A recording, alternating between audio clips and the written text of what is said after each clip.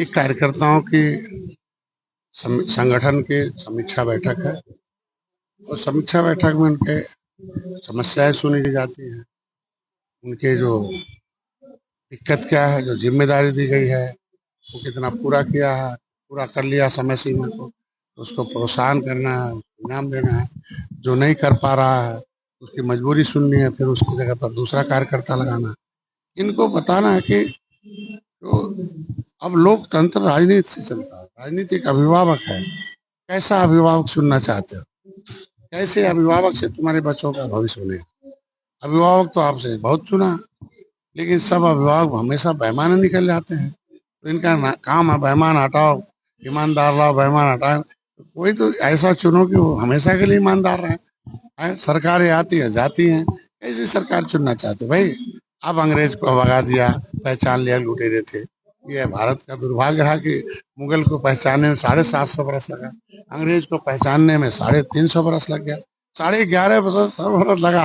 अब 75 साल में ईमानदार नेता नहीं तलाश पा रहा। तो यहाँ एक नियम है कि माँ बाप अगर सांवले हैं, जिस कोख से बच्चा पैदा होता है, अगर माँ बाप मजबूत हैं, बुद्धिमान हैं, ठीक ठाक हैं, तो बच्चे भी उसी हिसाब से रहते हैं। तो माँ बाप के सारे गुण बच्चों में आते हैं। तो अगर समाज सही हो जाए, जिस समाज से नेता आता है, अगर वही समाज सही हो जाए तो नेता भी सही हो जाए। अगर समाज बिकाऊ पियाऊ रहेगा तो नेता भी, समाज बुद्धू रहेगा तो नेता भी बुद्धू हो जाए। समाज अगर सही हो जाए तो सही। तो इसलिए समाज में सही परिवर्तन आए, समाज में बुद्धिमान हो जाए, वो जानकार होशियार समझदार हो जाए, तो उसके लिए कार्यकर्ताओं की फौज है।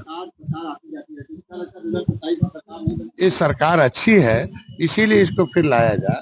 जो लोग खराब है, जो जाके कहते हम ईमानदार हैं, तो वो 70 साल थे तो उनकी ईमानदारी कहाँ गई थी?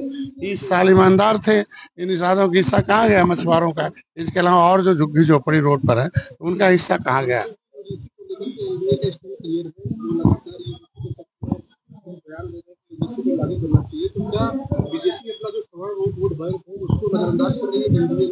देखिए, आज के दिन में यूजीसी में हमारे सभी लोगों ने कहा कि यूजीसी इन्वेस्टिगेशन कमीशन का जो एक्ट है ये प्रोटेक्शन एक्ट है। अगर protection act SC ST OBC को दिया है तो अपर कास्ट के भी बच्चों को प्रोटेक्शन एक्ट उसमें आना चाहिए।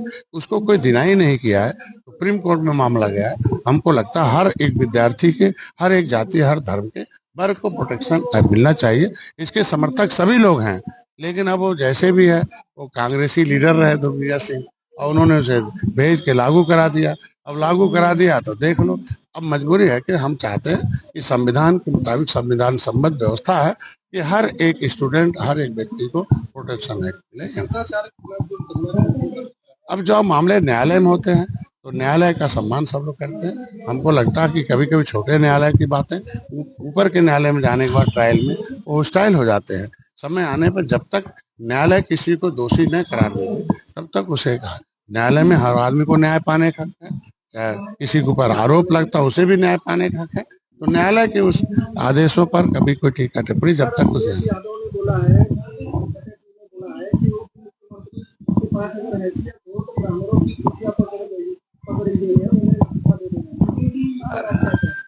हम कह रहे हैं कि इनके समय, हमारे समय के निषादों पर गोली चली, तो क्या इन्होंने कहा था कि सबको हम सुरक्षा देंगे, और इन्हीं की पुलिस गोली चलाई, निषादों को उल्टा बंद कर दिया।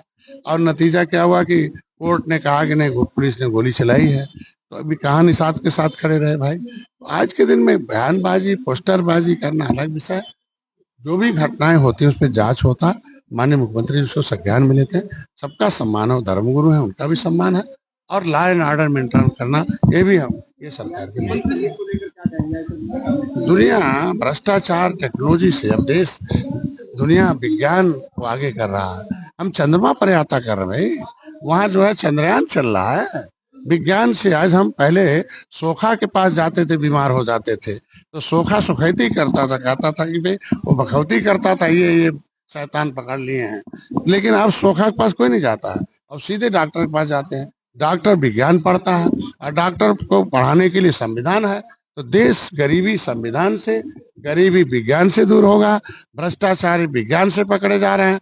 कोई कह दिया साहब मेरे बाप का मर्डर कर दिया, पुलिस ने उसे फोरेंसिक लैब में भेज दिया, वो पता चला किसी आदमी खून नहीं है, कुत्ते खून है। तो ये विज्ञान ने बता दिया ना कि किस कौन अपराधी है, कौन जो है। तो यार विज्ञान को आगे करना जरूरी है। कहीं चली गई नहीं, भाजपा के साथ एनडीए में है। चाहे भाजपा लड़े, चाहे निषाद पार्टी लड़े। अरे एक मिनट, चाहे निषाद पार्टी लड़े, चाहे भारतीय जनता पार्टी, और हम दोनों लोगों ने मिलकर तय किया कि हमको जीत होनी चाहिए, और जीत दिया। भारतीय जनता पार्टी ने कहा था कि हमें भाई सीट के साथ साथ हमारी समस्या भी है, तो निषादों का जो बड़ी समस्या आरक्षण का, उस मुद्दे को हल करने के लिए भारतीय जनता पार्टी ने आकी। तो समाज बड़ा होता है ना। तो मैं कह रहा हूँ कि समाज के उस कार्य निश्चित रूप से वो इसीलिए आज कार्यकर्ता यहाँ आए हैं कि हमें मझवा की सीट चाहिए, और हमें जीत वाली सीट चाहिए मझवा के साथ साथ। और हम जीत देते हैं तो कोई एक सीट की बात नहीं है, हम 403 पर तैयारी करते हैं। जो सीट हम जीत सकते हैं, हम तो हारी हुई सीट 11 लेके हमने भाजपा को जीत दिया। हमें हारी हुई सीटें दे दें, उसको जीत में बदल देते हैं, और हमको लगता है कि आगे 2027 में बेहतर परिणाम है। अरे यार बाहर, मैं कह रहा हूँ बाहर पुलिस, मैं तो डांटा हूँ ना, बाहर बंद नहीं होना चाहिए, वो तो दरवाजा खुला रहना चाहिए, मैं तो उसको बता दिया।